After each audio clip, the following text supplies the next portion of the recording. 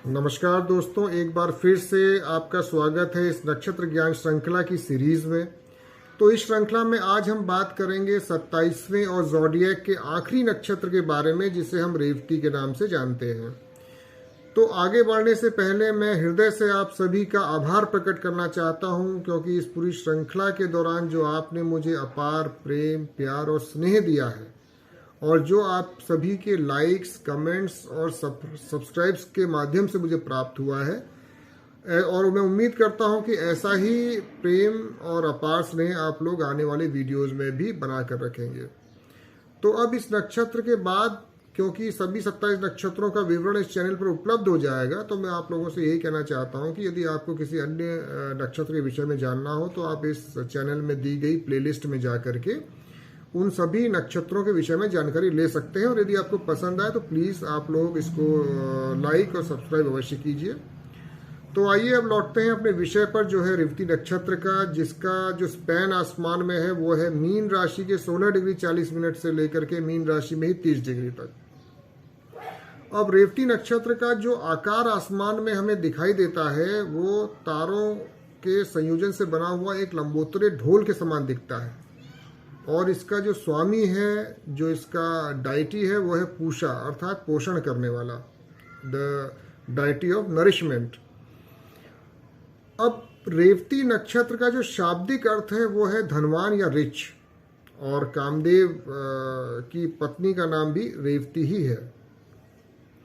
इसका एक स्वरूप, क्योंकि मृदंग के आकार का है, जिसको गले में डाल करके हम दोनों हाथों से बजाते हैं, तो अक्सर ऐसा पाया जाता है कि यदि ये नक्षत्र पीड़ित हो तो इन लोगों में एक सेल्फ प्राइड की भावना होती है, और इन लोगों में अपनी खुद की तारीफ करने की एक टेंडेंसी पाई जाती है।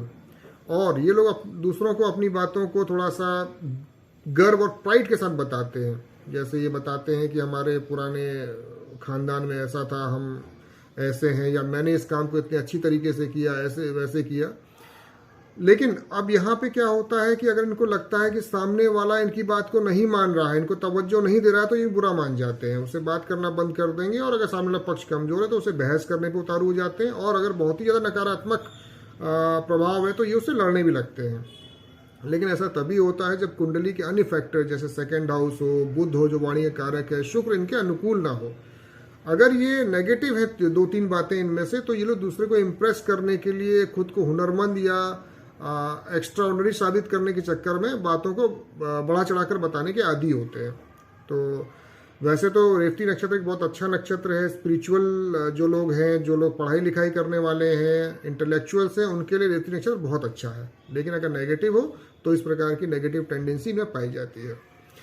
अब क्योंकि इसका जो स्वामी है वो है पूषा, जिसका अर्थ होता है पोषण या नरिशमेंट करने वाला, इसलिए इन लोगों के जो व्यवसाय हैं, जो इनको कनेक्शंस जो इनके पाए जाते हैं, वो अक्सर बच्चों का पोषण करने वाले, डे केयर सेंटर चलाने वाले, क्रैच, अनाथाश्रम, हॉस्टल वार्डन, कोई सराय चलाते हो, रेस्टोरेंट चलाते हो, मल्टीविटामिन दवाई बनाने या बेचने वाले हो सकते हैं।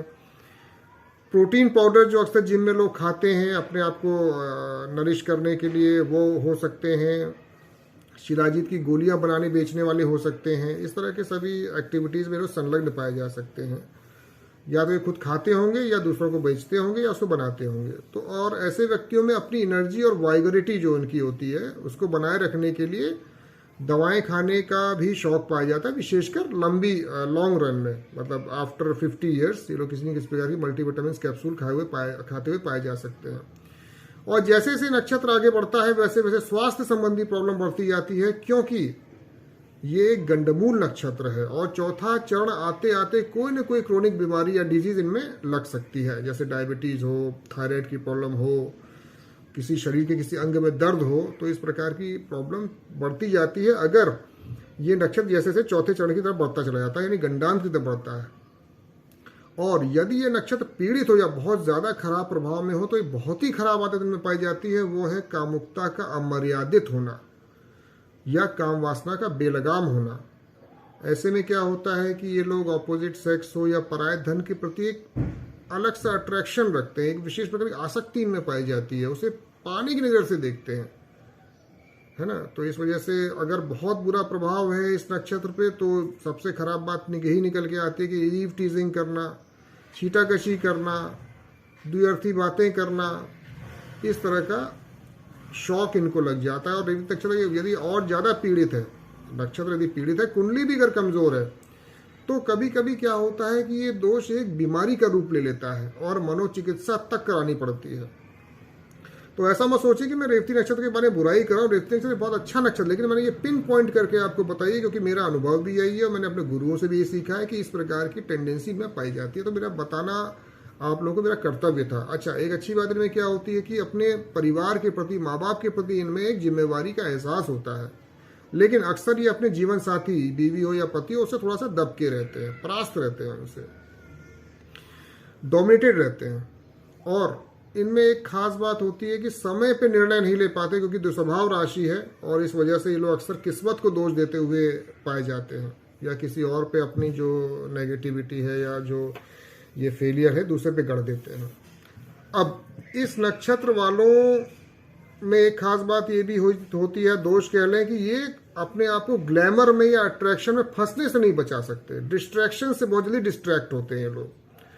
और लेकिन अच्छी बात क्या है कि ये लोग में इतनी ऐसी स्किल्स होती हैं रेवती नक्षत्र वालों में, ऐसी किसी चीज़ के माहिर होते हैं या इनकी भाव भंगिमाएं या अदाएं ऐसी होती हैं कि सामने वाले को मोहित कर लेना, उसको अट्रैक्ट कर लेना इनके बाएं हाथ का खेल होता है ना। कभी कभी तो अगर ये नक्षत्र बहुत ज़्यादा शुभ प्रभाव में है तो सामने वाले को ये लगता है कि भैया मैं हूँ और सामने वाला ये जो रेवती नक्षत्र का बंदा खड़ा है, हम ही दो लोग हैं इस दुनिया में। तो इस तरह से ये लोग सामने वाले को के पे छा जाते हैं, मतलब छा जाने वाला गुण रेवती नक्षत्र में पाया जाता है।